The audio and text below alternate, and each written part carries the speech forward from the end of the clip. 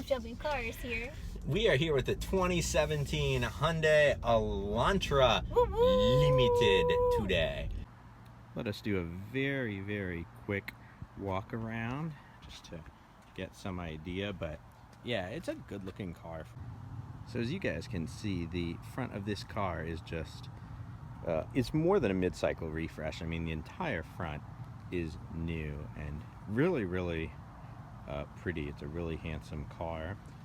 Also, I like how they're doing the LEDs down there with the little pattern. I think that looks nice. In the front, it's quite attractive. Even the side profile is quite nice. On the old car, I don't know if it looked it kind of didn't look masculine. It sort of had a certain feminine kind of look to it.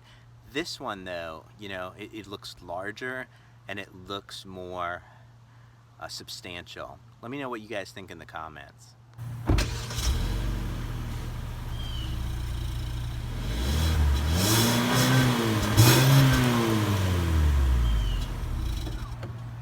Now we're good. Now we are rocking and rolling. Sweet. This is a car my camera assistant actually knows a little bit about because, do you want to tell him your qualifications or shall I? It's the first car I ever bought all on my own. Yep, she had the previous generation. And then she also had a Honda Civic before that, so she's fairly knowledgeable and has experience with this classic car, probably more so than me in a lot of ways. Yes. So she's been actually driving it around and getting a feel for it for the last few days. What do you think? I love it. I mean, I missed my old one, which was kind of nice to drive this. I mean, being the first car I bought on my own, I was very sentimental about it and cried a little when I had to let it go. So, but now it's great ride. How does it compare to the old one? It's better. I had the limited package on the old one, so I had a few more bells and whistles on the inside, but still really nice, great drive, very smooth, very comfortable. It's a really good car. I mean, lots of room in the back seat, very sporty, gives you a lot of bang for your buck.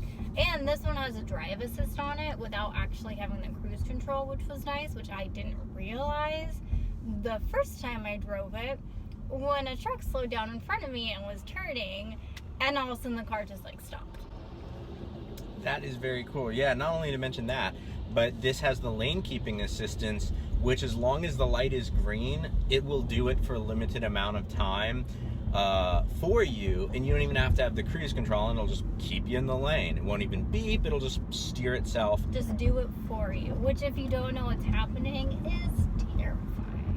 But it's really nice because a lot of times, granted, a lot of cars will pull you back in your lane, like the Mercedes one, for example, but it won't just gently steer you if the cruise control is not on. Driver assistance features on this car is one area, I guess, with it being a 2017, where it really, really shines, because it has, you know, blind spot monitoring, of course, active lane keeping assist, which you don't even need to, you know, do anything special to set up. I thought that was just awesome.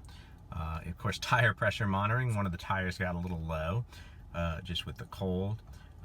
And then of course a trip computer here. You know, basic, but nothing bad about those gauges. Pretty basic steering wheel. It's almost, they kind of went for the flat bottom look, but nothing to write home about there. And then I also am doing the Honda Accord coming up, so subscribe for that, because that'll be an interesting comparison, the new Accord, you know, versus this car as well. The nav system is okay, so that's actually, I think, a huge advancement in a way. Especially for the price, it's really good. Yeah, this car is under $30,000. It comes out with pretty much everything on it, literally every option at 27 grand. So that's amazing. Again, if it's the first car you're gonna buy all on your own, Yeah, I would say, or if you're shopping for like the Corolla, it's as luxurious and more sporty, and you get the reliability with that. Or if you have the last generation Elantra, it's a huge upgrade. It's like stylistically, it looks better, as we talked about. And then of course the interior has more tech. As she mentioned earlier, the interior quality, it looks a little more muted. The old one looked fancier, I guess you'd say. Yeah. Inside. Yeah, fancier, but still really good. Has all the same things. From the back, it is, I think the old one may have looked nicer inside. It definitely, it looks as good as anything else in the class, for the most part, material-wise and everything like that. But, you know, the door handles are plastic, and then just the way they've done this trim here, it was much brighter on the old car, whereas this just looks a little more subdued, and it looks more like plastic.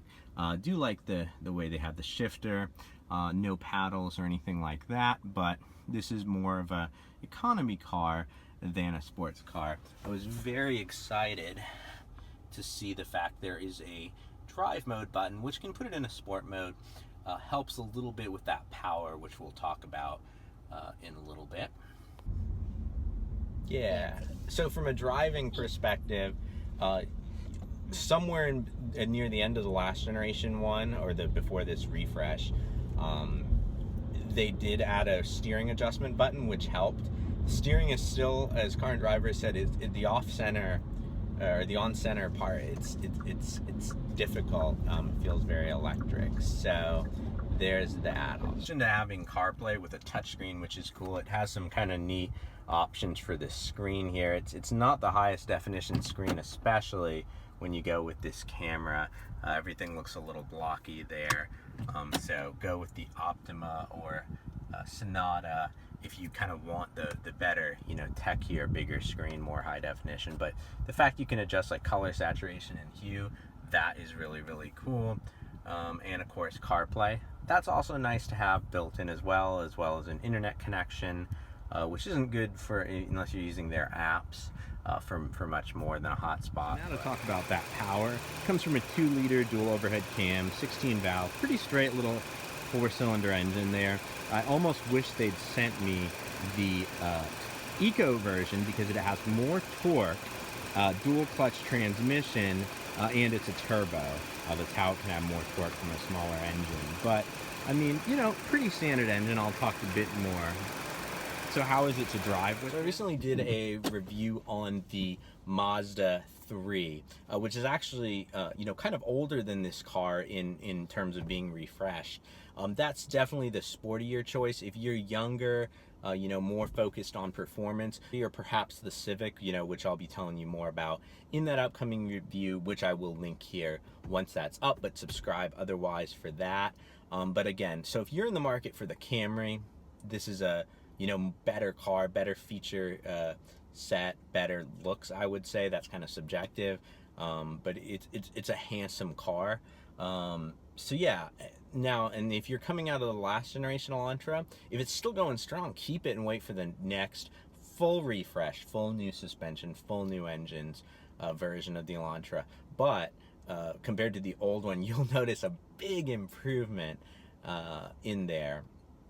And you'll like it a lot, as you heard from my camera assistant. If you came from the old one, you'll think, hey, this is the same car, just better. And it is a great all-arounder. I think it's kind of like the Toyota Camry in that way. It's great at everything.